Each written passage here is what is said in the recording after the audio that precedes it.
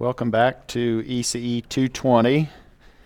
We're now starting a new unit in D2L, Unit 9, which is mutual inductance. That's still in Chapter 6. You need to be finishing up Chapter 6, but as you're going through and completing Chapter 6, go ahead and move on into Chapter 7, which is now worrying about the time behavior in RL and RC circuits, first order circuits, where we have a resistor and a capacitor, or a resistor and an inductor. And now we get to use more of our mathematical tools. Now we get to use our differential equations to work with those solutions in Chapter 7. If you're in Group A, which is the majority of the sections, E, F, G, and H, your lab number 3 begins this week, or is this week, starting tomorrow on Tuesday. Homework number 8 is also due on Tuesday, and that deals with the capacitor and inductor material that we've covered. And Group B, your Lab 2 report is due Wednesday, and your pre-lab for lab number 3 is due on Saturday. Today what I want to do is start with a question, and then we will try to establish or motivate why we want to worry about mutual inductance. It actually has some everyday applications that we all use or utilize. Then we'll try to just illustrate this concept, mutual inductance, with a diagram, so that you get a feel or an understanding of how it works. You know from the everyday applications that it does work. Then we'll introduce dots. We need to start putting dots on our circuits in order to understand how these coils help each other or induce voltages. They establish now this mutual inductance between coils, and we'll figure out or define what we mean by these dots and how we are going to use those. We'll then get into writing Kvl equations with mutual inductance, and then we'll scratch our heads a little bit and say, what do we do if we don't have any dots? What if somebody forgot to put the dots on our circuit? And that may be the case on exam number 3. You may be asked to locate a dot or dots. And if we get there, we'll worry about how mutual inductance is connected to these values of self-inductance, which we've already studied, L1 and L2, if we had 2 coils. And they are related by this coefficient of coupling K, which varies between 0 and 1. Here's our question. We have 2 coils, L1 and L2, and we have some time-varying current I. What is V sub 2? And those coils are not connected.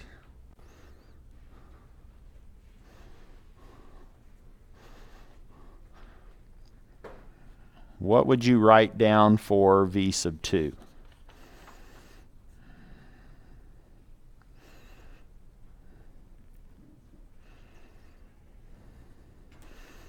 And the terminals at V sub 2 are open.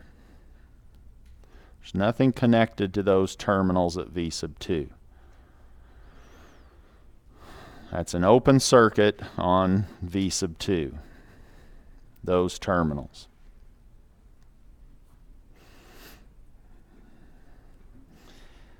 I'm really quizzing to see if you've read the completion of Chapter 6.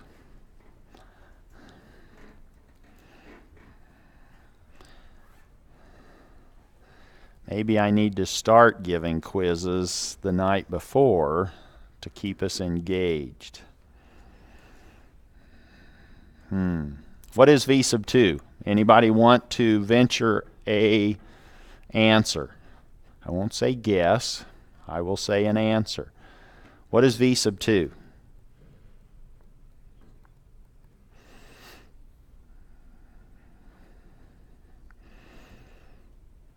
And we now have a new variable introduced into our circuit diagram, this M, this capital M, and two arrows, which that's the clue that these two couples are coupled. These coils are coupled. They have mutual inductance. They share this magnetic field. No one wants to be brave on a Monday morning and venture an answer. Would you think that it might be, let me just label that I sub 1 so that we know that that's on the coil 1 side. I don't want you there. Go away.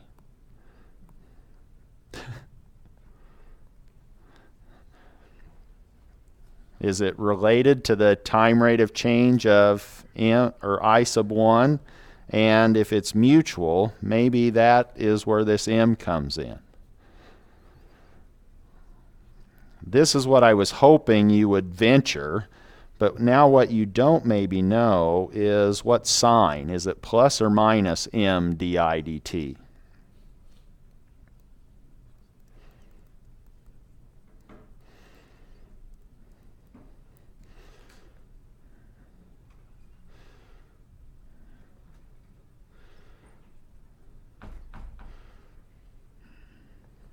Trying to motivate today's time together. I'm not going to say lecture because then you'll go. But we need more information, and today we're going to get more information. But before we do, let's just understand that this idea of mutual inductance is not foreign to us. It's used all the time. Did anybody brush their teeth this morning with such a toothbrush? Yeah. Did anybody use To Go? Have you seen these rechargeable bikes sprinkled around Tucson? They're on campus, but you're not plugging them in, are you? You just set them into the charging harness, which actually kind of keeps them there as well. You're not getting out and connecting wires. And your toothbrush itself is not plugged in. You charge it on the charging platform, but it's not plugged in. Anybody have a cell phone that they just lay on their pad? Or maybe you have other wireless devices that you charge together. Those are all using this concept of mutual inductance. They have a coil somewhere that's moving current around, establishing a magnetic field that now is received in the other device, and then that gets converted. Maybe that charge gets pushed into the battery unit in these different devices, and maybe in the future, or now, I think the UK is experimenting with not a high-speed lane, but a charging lane. Now you can charge as you go. Cha-ching. No, not that charge. The Qs, the coulombs are charging. So, and now you can just park your car over the top of one of these charging stands, and you don't have to maybe worry about plugging things in. That's what you guys are going to be designing. The next generation of tools, conveniences, things to make our life better.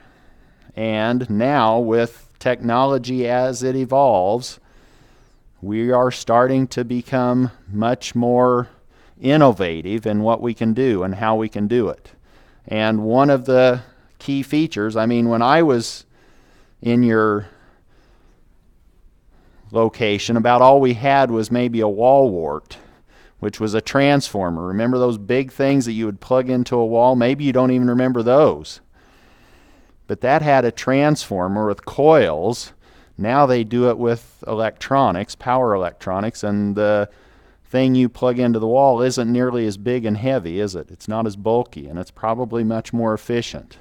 But they even had mutual inductance. Mutual inductance is not a new concept, but it is enjoying a resurgence in its usefulness, or in the way that we apply it.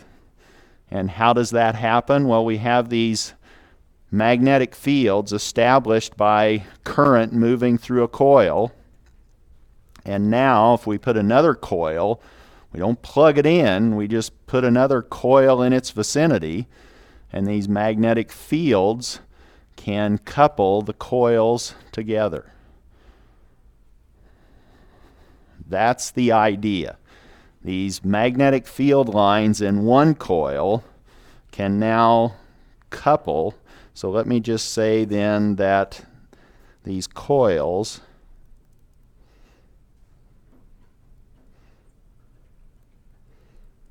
can couple. What we need to now understand, or to be able to use, we've had coils, we've had self-inductance, now we're introducing mutual inductance when we have multiple coils. With self-inductance, it was L di dt. Now we have to worry about another voltage being established, being induced in another coil.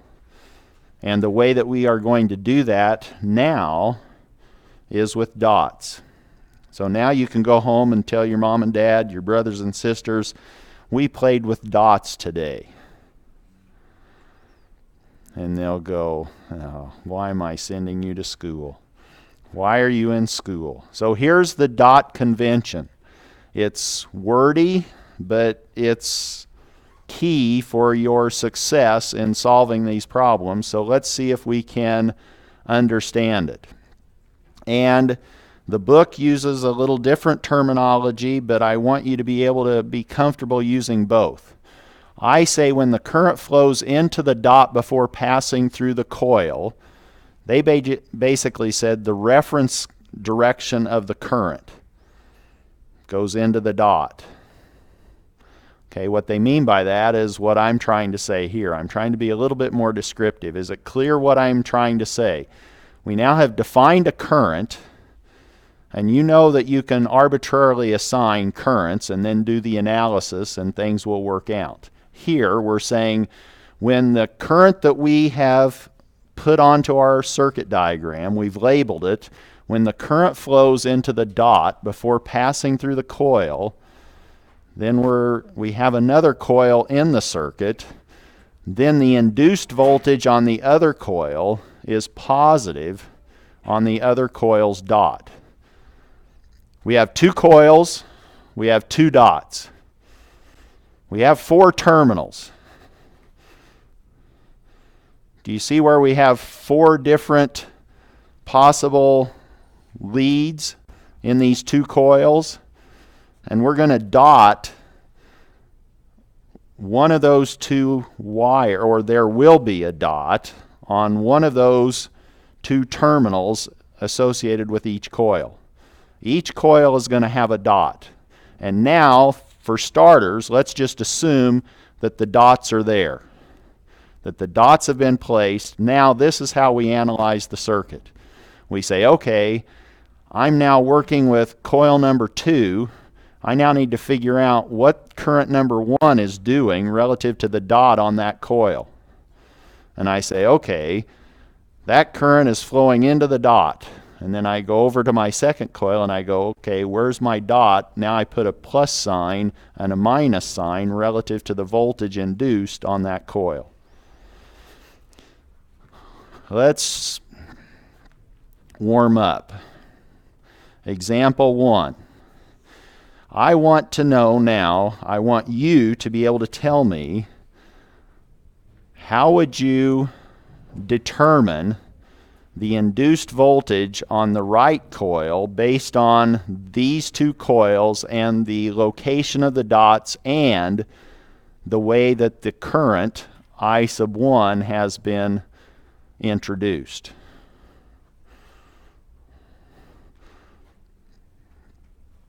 And realize that if you have current flowing in these coils, you're going to have self-inductance and mutual inductance. So the total voltage is going to be the combination, the algebraic combination of the self-induced voltage and the the induced voltage due to the mutual inductance. So you have self-inductance and mutual inductance. Those combine to give you the total voltage across a coil. Here we're just worrying about the induced voltage, just to get comfortable with how we would label this. Based on the convention, and now we're assuming that the induced voltage has that expression, we now put that across, we now have that here. Whoa. It's wanting to go, not now. It's trying to find other applications for mutual inductance on the web. Yeah. I induced something. This was capacitive coupling, not mutual.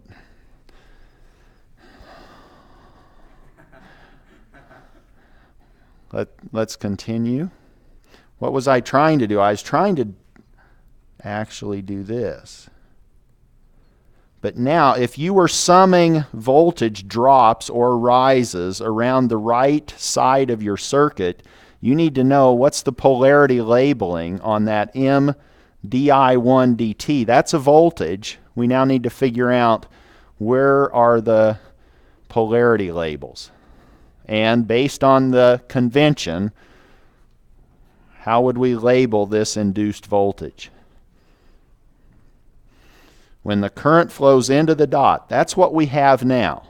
I1 is flowing into its dot before it goes through the coil. So now we have a direct application of this convention. Then the induced voltage on the other coil is positive on the other coil's dot. So now we would have that voltage labeling with that value or that expression on that coil. So if we wanted to know what's the contribution of the induced voltage in the right coil, depending on if we were doing our KVL top to bottom or bottom to top, if it was top to bottom, we would say minus M di dt. If we were writing a KVL and we actually were going the other way, we were going from the bottom to the top, then we would say, oh, then it's plus M di1 dt.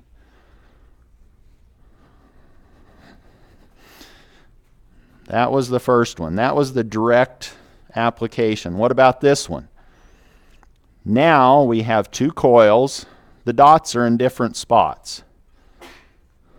Bless you. But coil 1 looks the same, doesn't it?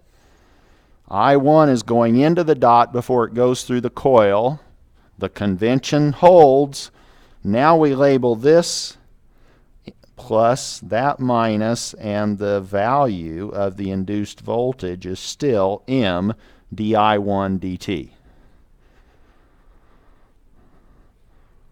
Question? So in that practical application, say transformer, is this the direction shifted just depending on the way it's went? So the question was, why are we playing with dots? Because we maybe can't see how these coils are wound. But the direction of the voltages is definitely determined by the coils and how they are wrapped around either a core or even a non-core, but just the direction of those coils, those wires. So yes, right now we are just trying to understand the dots. Later today or tomorrow, we'll say, what if the dots aren't there? And then we'll have to start doing the right-hand rule and saying, okay, what's the magnetic field? Where do I put my dots? And you guys can wear dotted t-shirts tomorrow. And we'll have all sorts of dots everywhere. But on the exam, you'll just want one dot that you'll probably be locating. Yes? So the dots represent the wrapping of which direction the coil is. So the dots are trying to improve our analysis in that we don't have to go through the right-hand rule every time. We can just quickly say, oh, they've already done that for us. Here are the dots. This is how these mutually induced voltages aid or don't aid each other in this circuit. So it is determined by the right-hand rule and the magnetic field and how they are coupled. But right now, I think it's more straightforward to begin with having the dots, figuring out how to write down the equations and do the KVL or the mesh current analysis, and then we'll go back and we'll say, what if we don't have the dots?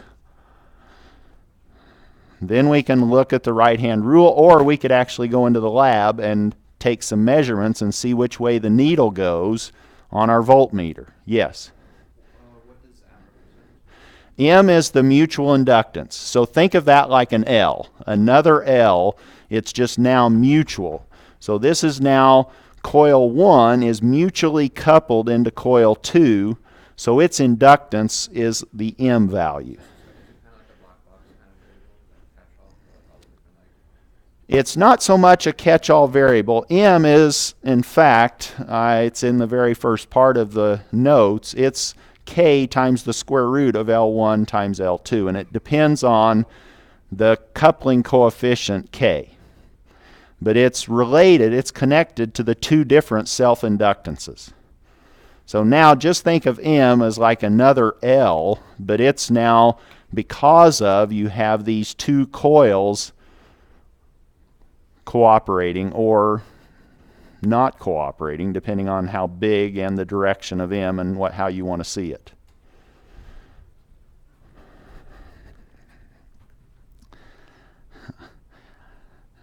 All right, I like dots.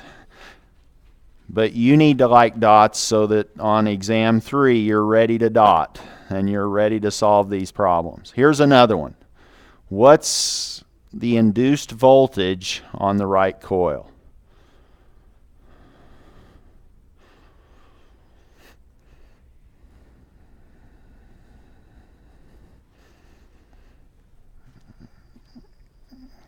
And I said we were loosening up. I'll go ahead and do the heavy lifting here. Oh, can't even do the right. That's there. M di1 dt. Now, what are the polarity labels? Now I1 is just the opposite to what the convention. And the book gives you both statements, but I'll just give you one, and then if it's not that one, you know to do the opposite. The convention was if the current is going into the dot before it goes through the coil, we have a plus sign. That's not what we have here. Is that clear? Then we label the dot with a minus on this other coil.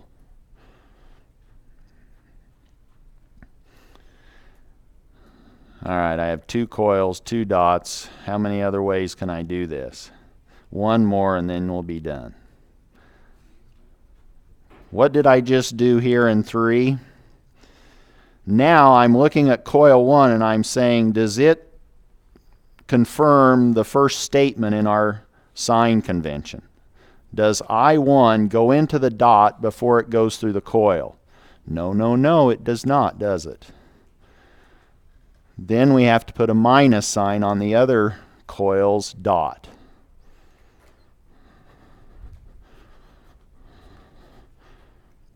One more. And let's be consistent. Let's call that I1 for coil 1's current. Again, we have the mutually or the induced voltage due to the mutual inductance. That's what the capital M with the lines or the arrows pointing to the coils means. These coils are coupled. Then we have to calculate or be told what M is. Here I'm just assuming accept M. Now what do we do? Well, this one again does not obey the first part of our sign convention statement. I1 does not enter the dot before it goes through the coil. It goes through the coil and then it comes out the dot, which means then that that dot on the second coil gets a negative sign.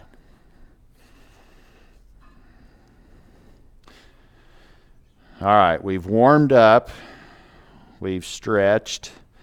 Now we can start to move slowly. When you have mutual inductance, it's probably okay to not worry about node voltage analysis. So now you've already reduced half of your decision-making process. I would suggest try to apply mesh current analysis if you have mutual inductance. That's the note. Let's write or perform mesh current analysis. Let's write some Kvl equations for this circuit in terms of L1, L2, R1, and R sub 2, and V1. And if we're performing mesh current analysis, what's the first thing we need to do? Or one of the first things as we're getting ready to solve this that I haven't yet provided.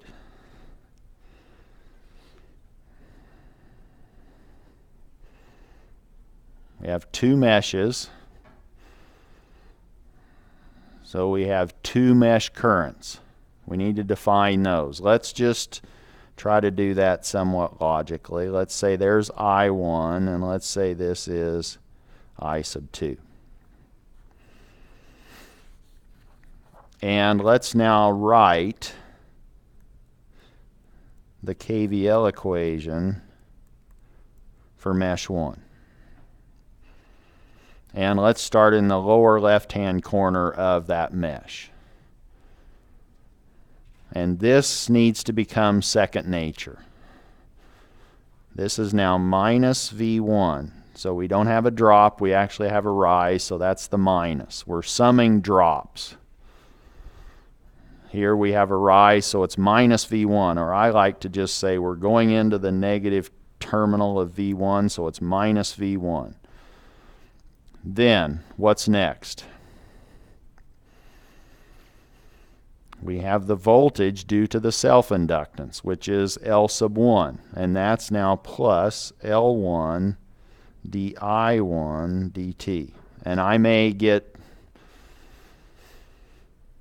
to where I just replace that with I sub 1 prime to mean the derivative of I sub 1 with respect to t.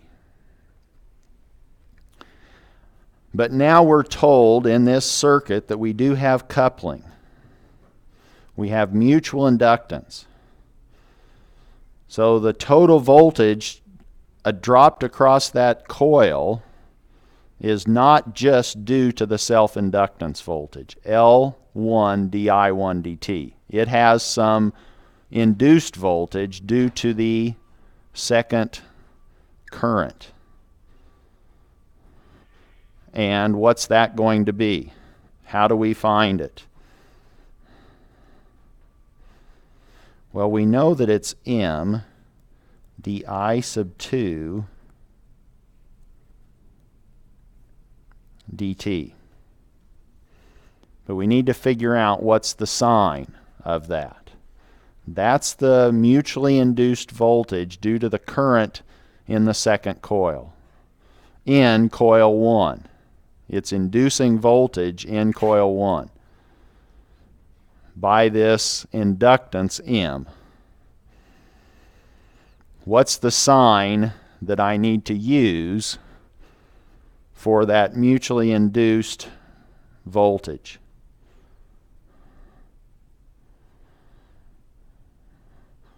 Which current do I use in my convention?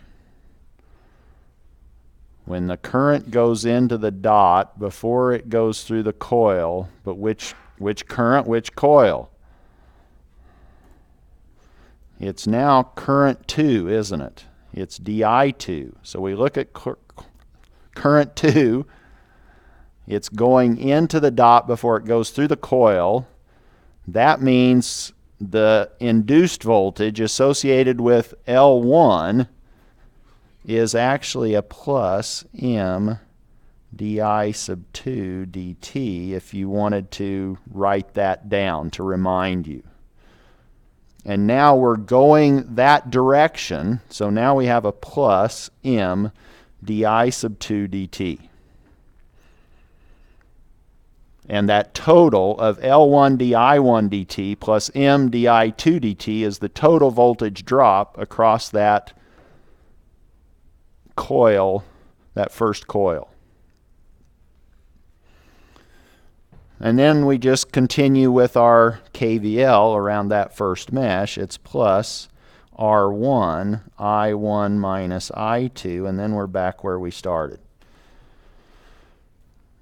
We okay with that? How about mesh 2?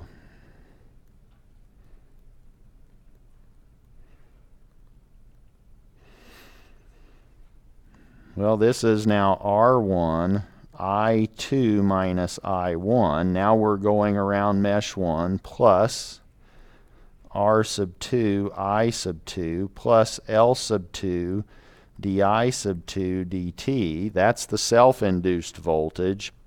And now we have to figure out what's the induced voltage due to the current in the other coil.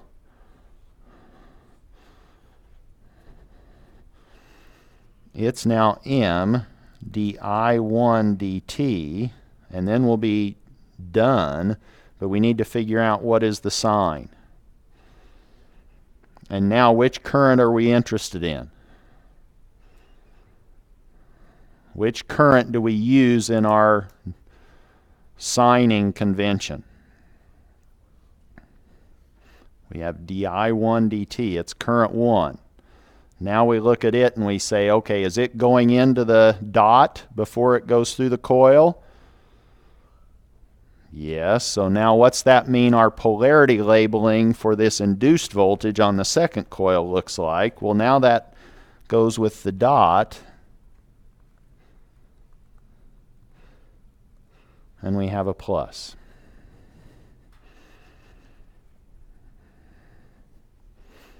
Not too bad, is it? Let's do example 2. And you're going, that looks exactly like what we just did. Give me a break. It is. But let's do it a little differently. Suppose, let's say we say that's I1, but now let's say that somebody says, yeah, but I kind of like to go this way.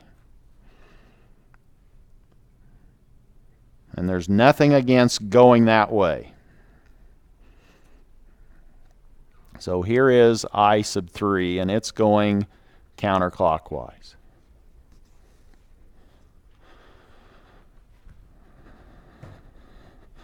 Now, if this is the case, let's look at mesh 1.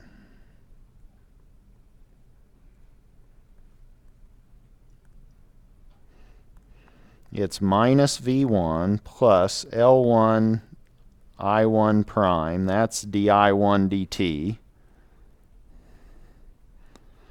Now, what's the induced voltage because we have this coupling?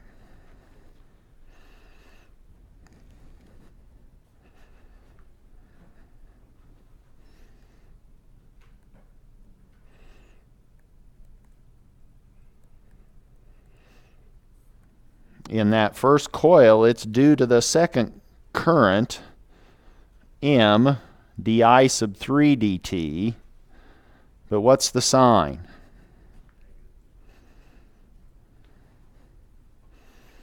I3 is not going into the dot before it goes through the coil, so we need a negative sign there. And now what happens now? We have plus R1. Now we have to make sure that we are keeping track of the direction of these. Now it's I1 plus I sub 3 is equal to 0. That's now our first mesh equation, KVL in the first mesh. What about mesh 2?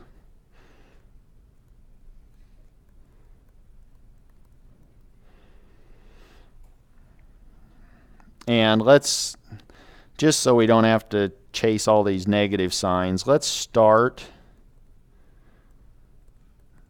in the lower right corner.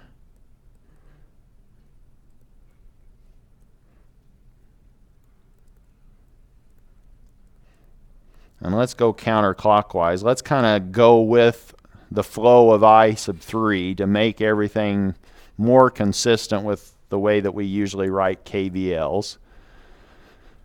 We now have the self-inductance, L2, I3 prime, or is that, let me just continue, I sub 3 dt. Now, what's the induced voltage? What's it look like?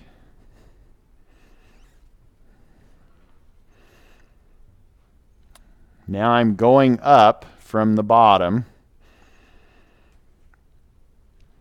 and it is, what's the formula for this induced voltage?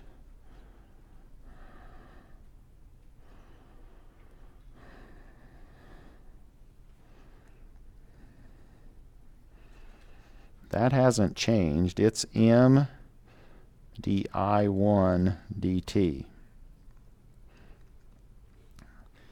What do?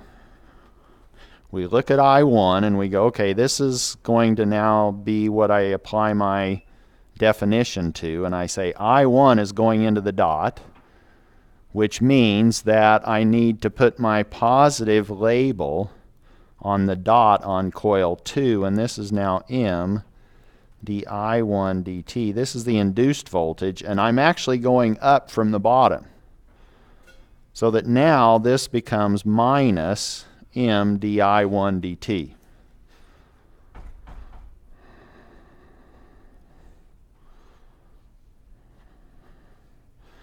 Then I have plus R sub 2 I sub 3 plus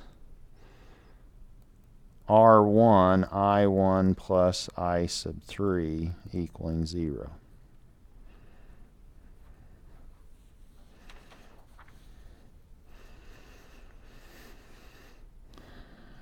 Well, I didn't change the circuit, so these equations better be the same as what I just had in the first case.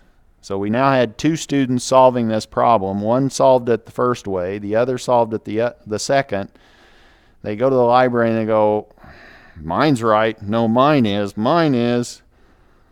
They have to convince each other that they're both right. And how do they do that? Well, they first look at their two solutions and they say, the only difference is we've just, your I2 or your I3 is minus I2. So if we compare these two, comparing example 1 and example 2, let's just note that I sub 3 is equal to minus I sub 2. If that's the case, then mesh 1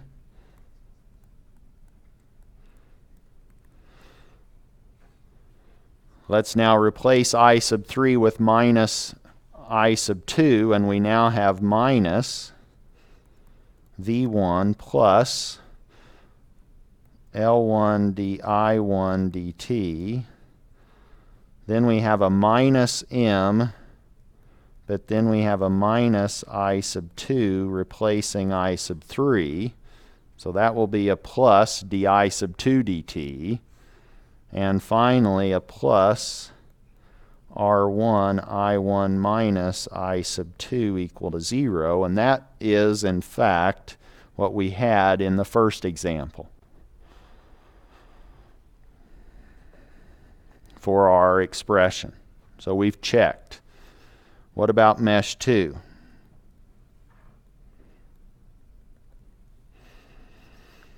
Same thing. Now we have L2 d minus I2 dt, or I could have just said minus L2 di2 dt.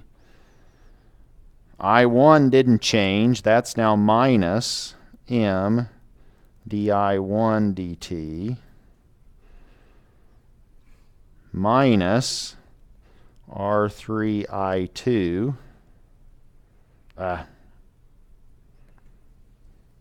minus R2I2. Feel like I'm in a Star Wars. R2 dt.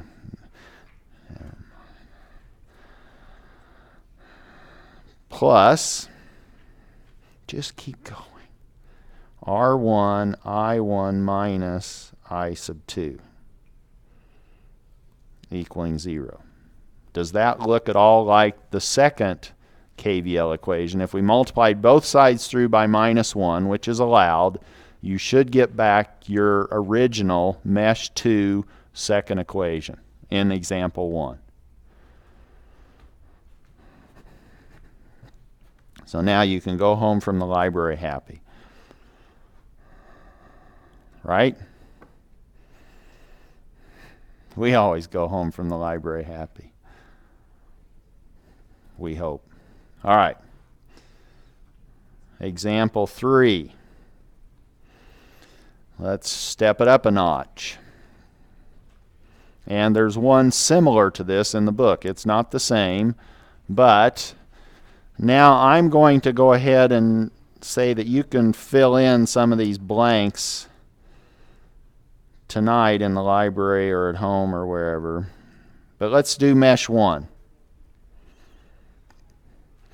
Mesh 1, all of these blues I think you can be okay with. The first one, starting in the upper left-hand corner, is the self-induced voltage, L1 di1 dt. Then the others are R2 I1 minus I3. We're going clockwise, plus R1 I1 minus I2. That equals 0. What's the missing term?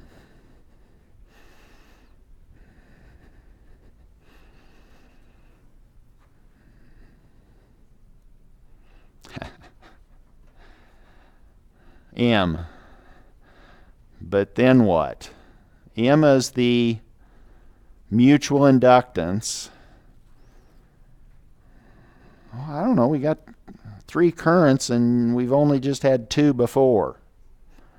All right, let's take a deep breath, figure out what we need to do. Suppose now we said, well, let's let, which current are we interested in? I1, I2, or I3? We're worried about the induced voltage on coil 1 from coil 2, right? The current in coil 2. Let's now just define that current to be going into the dot. And the net current going into the dot is I2 minus I3. That's the net current going into the dot before it goes into the coil. And if that's the case, then this up here would be plus m d by dt of I2 minus I3. And that's what we have down here, a plus d by dt of I2 minus I3. Because that's the direction we are going.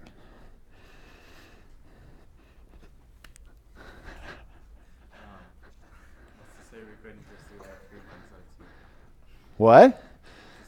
What's to say we couldn't do I3 minus I2? Can you take back high fives? No, I won't.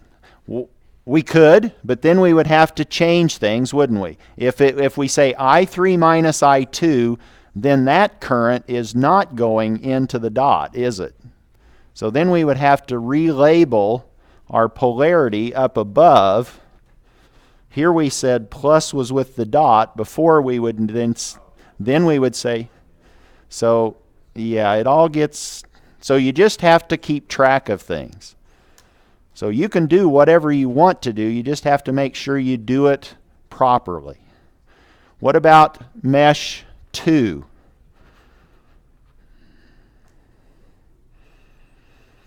Can we still see enough of what's going on? That's minus V1 plus R1 I2 minus I1. Now what? I've left the self-induced voltage and the mutual induced voltage for you. What's the self-induced term?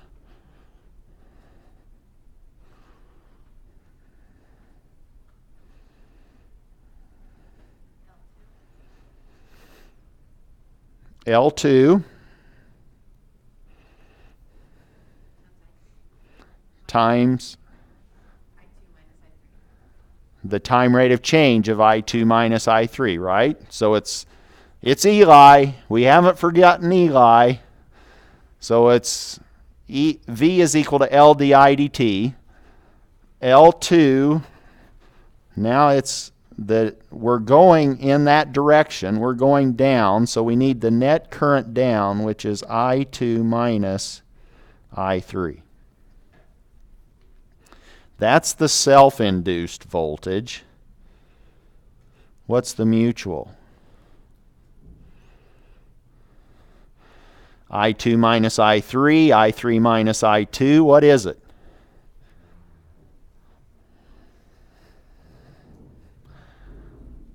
Now this is the voltage induced on coil 2. Whoa, then it has to be done by the current in coil 1. That's I1. So we have a di1 dt. We now need to look at I1, how we've drawn it, and which way did we draw it. Is I1 going into the dot or exiting the dot? I forget the book terminology, but is it not doing that? Is I1 going into the dot? Yes. So that means that the polarity here would be plus minus, and what's the expression going to be? What's the formula? So the plus gets connected to the dot. Now it is M I1 prime. Didn't have enough room for di1 dt, but I can do it here. It's M di1 dt. That's the mutually induced, or that's the induced voltage due to the mutual coupling of those coils. What about mesh 3? What's the self-induced? Or which one? Yeah, let me say this is self. I gave myself more space maybe. And the mutual. What's the self-induced voltage? Is it minus L2 d? What is it? Here, don't let that polarity labeling confuse you in the self-induced case, because you have two pieces to your total voltage dropped, or the algebraic sum of voltages associated with coil 2. The self-induced is just going to be consistent with how we derive or write the KVL. It's L2 D. I'm going up to be a drop. That's going to be D I sub 3 minus I sub 2. The self-induced is now L2 d by dt I sub 3 minus I sub 2. Now what do we have? Yes? If there's like 3 inductors that all have mutual inductance with each other, how would you just write that out with like 2 mutual inductances? So now if you had multiple inductors with a lot of different mutual, you need to know which ones are coupled. Right, so let's say there was a third one that was also coupled to L1, and that first AL would you have 2 mutual inductances? So then you would, if you have, I'm not quite sure where you have your other, but if you had another coil that was coupled with coil 1, it would also have a mutual inductance. You would just write 2 separate ones for the different ones. Here, where were we? The mutual, now the polarity is consistent with what I just did before. It's now minus M di1 dt. We'll pick up there with dots tomorrow.